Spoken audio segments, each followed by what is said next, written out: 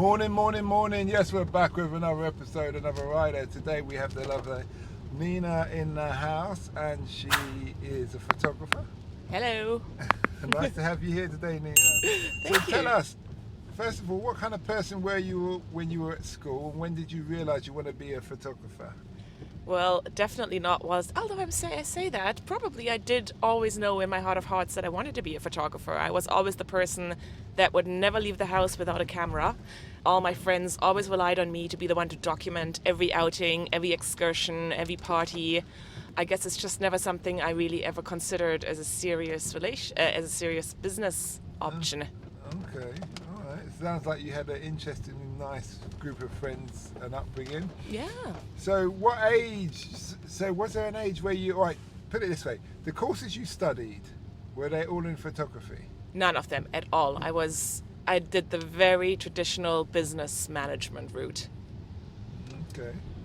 Do you ever wish you'd done a photography course when you was in school? Not really, to be honest, because I feel like, having spoken to so many other photographers, almost everybody says those that did study photography, it doesn't really bring a lot to their everyday business at all. And those photographers that I do admire the most, they're all self-taught like myself. And well, that's an interesting point, because the business course you've done probably helps you more because you're an independent contractor. Exactly. So you need to have that business acumen. Yeah, not just that, but I guess it also helps me in coming across as quite professional, ticking all those boxes if it comes to the contract. And I just think my whole persona in itself, it depends on what the client wants. I guess some clients, they want to have a photographer at their wedding who gets down and dirty with them, who parties with them.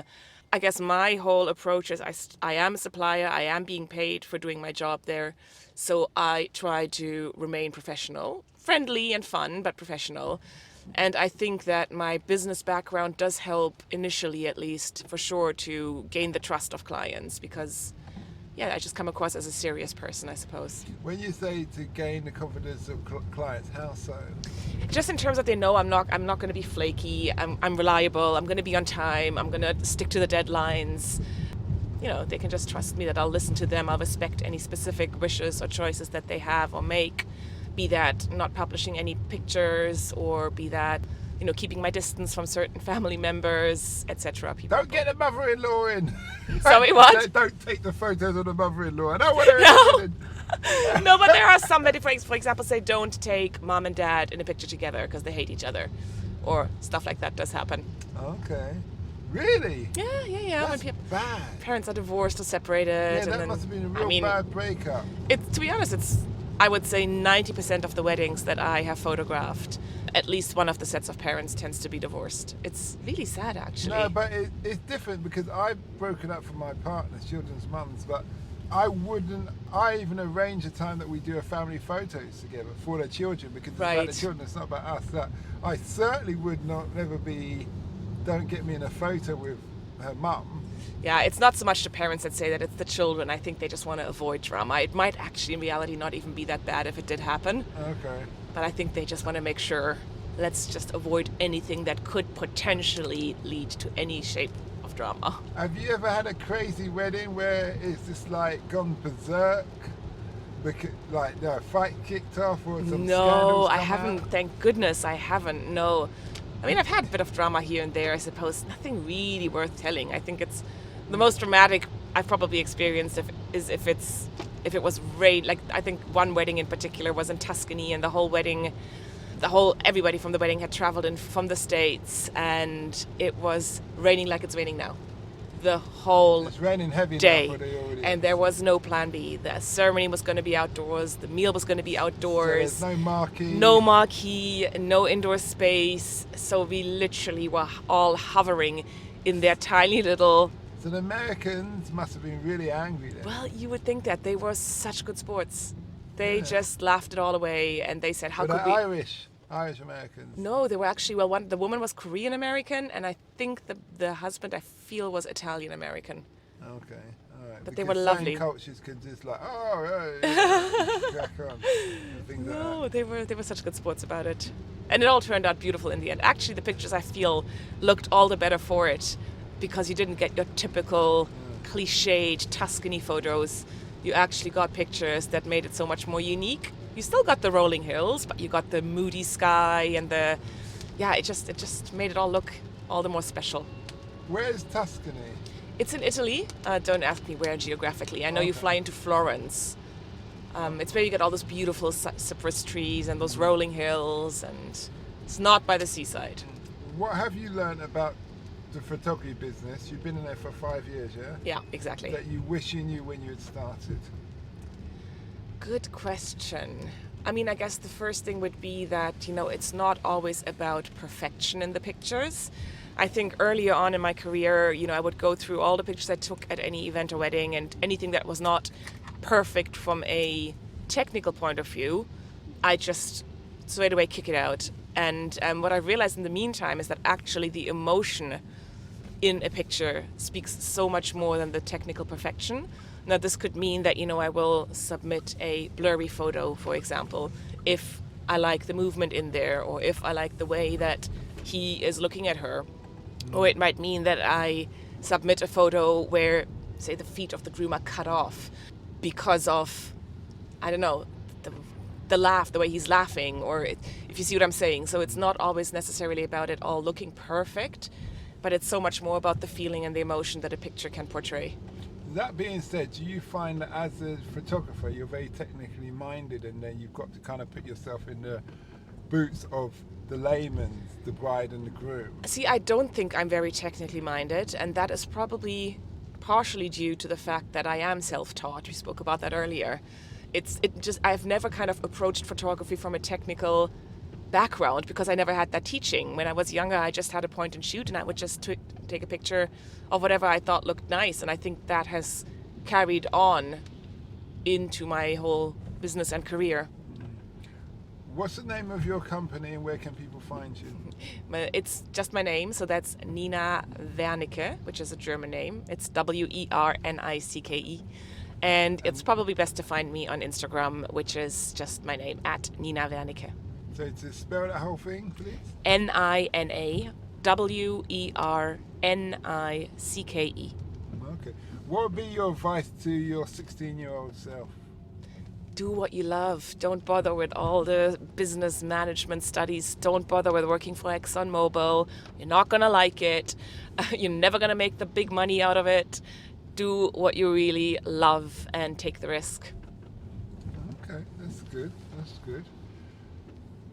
Has there ever been a point where you've had to reject clients for the photography, and if so, why? Where I rejected a client? Yeah, where you just said, listen, this is not going to work for me. Yes, I have, but that would have been before they were booked, and I would just tell them that I had been booked in the meantime.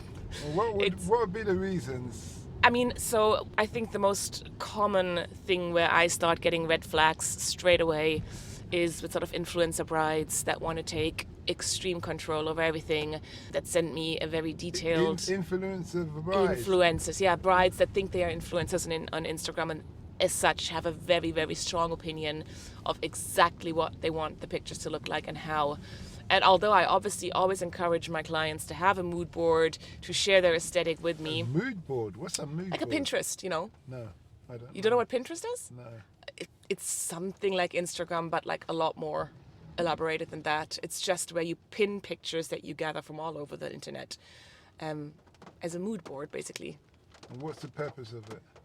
It's for brides. It's just for them to kind of find their inspiration for the planning of their wedding, brides and grooms for that matter. So you can have different sections in there from anything from this is what I want my dress to look like, this is what I want my cake to look like, this is what I want my reception table to look like, and basically to just gather pictures of other photographers or other blogs or whatnot that they've liked and that they're getting their inspiration for their own wedding planning for. It's incredibly common. I think you'd have to look hard to find a bride that doesn't have or a groom. Sorry, I keep on talking about brides. No, but this is my next question. My next question is this. They say it's a bride's day. Yeah. Do grooms give as much hassle as brides? I mean, I've had grooms that were actually much more intense than brides. Really? Yeah, I have.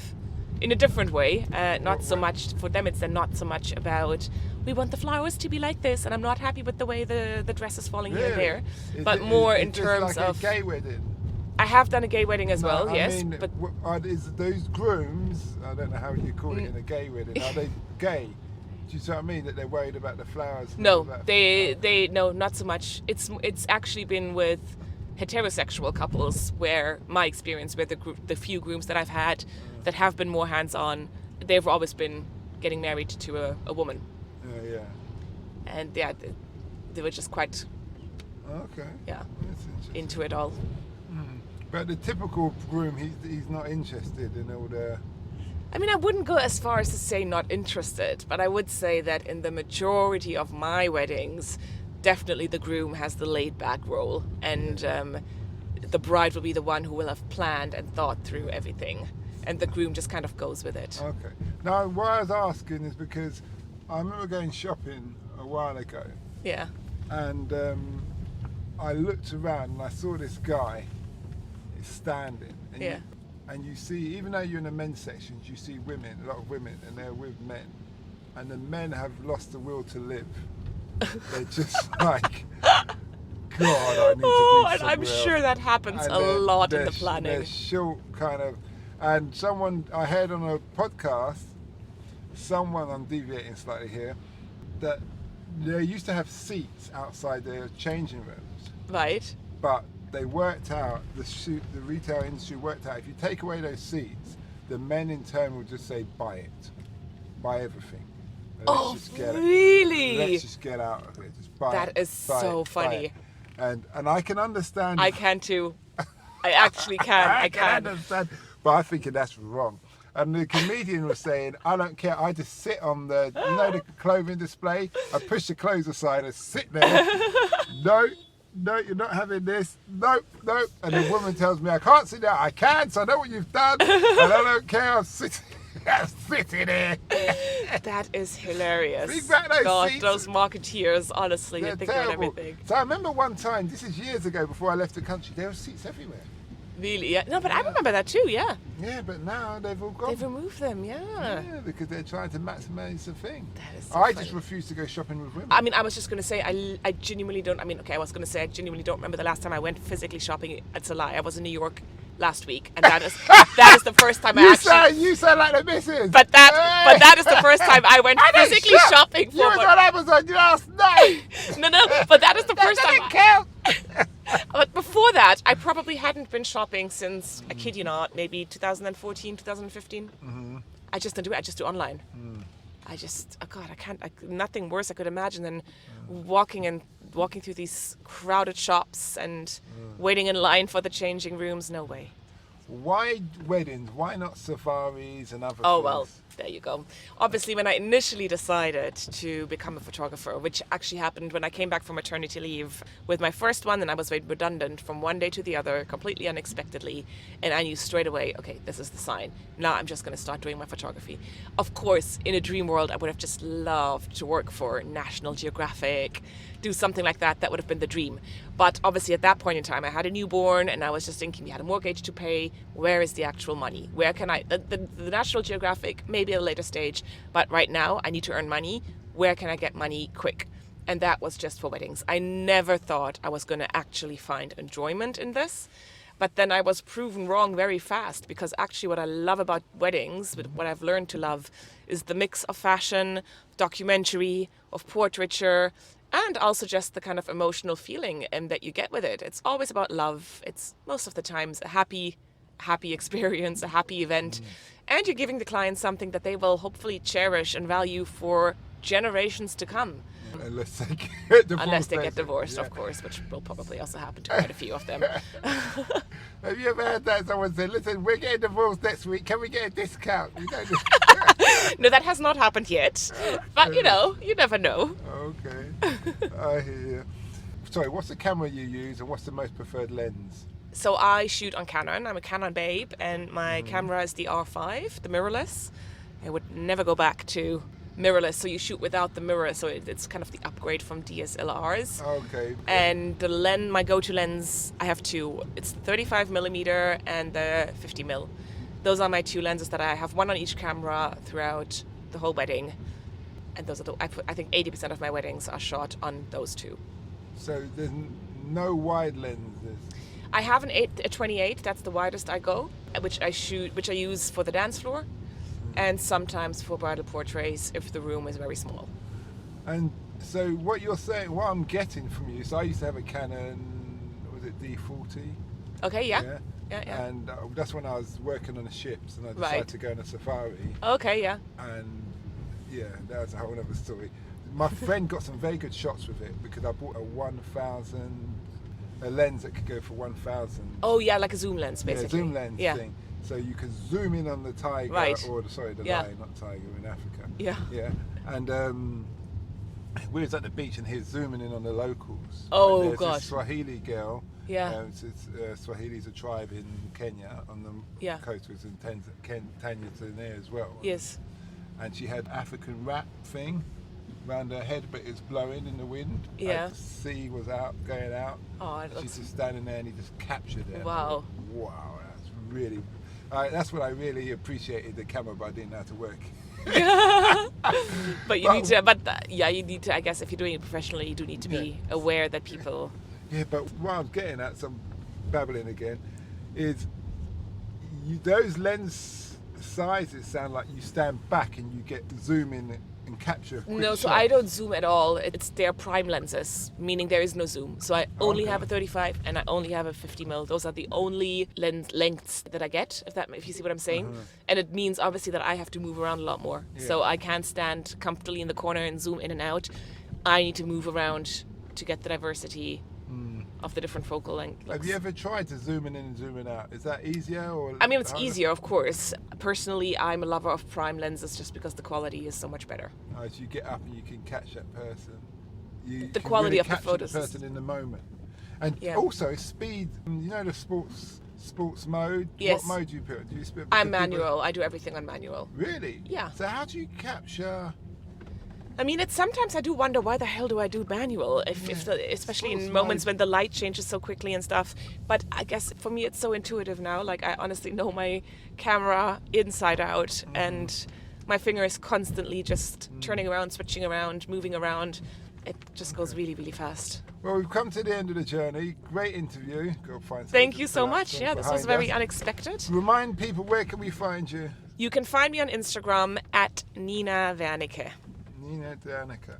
Okay, well, thanks a lot. Thank for you that. so much. And we wish you well. Likewise, thank you. We hope that episode enhanced your life. We post an interview every day as well as vlogging on our social media channels. Don't forget to subscribe to get our latest episode.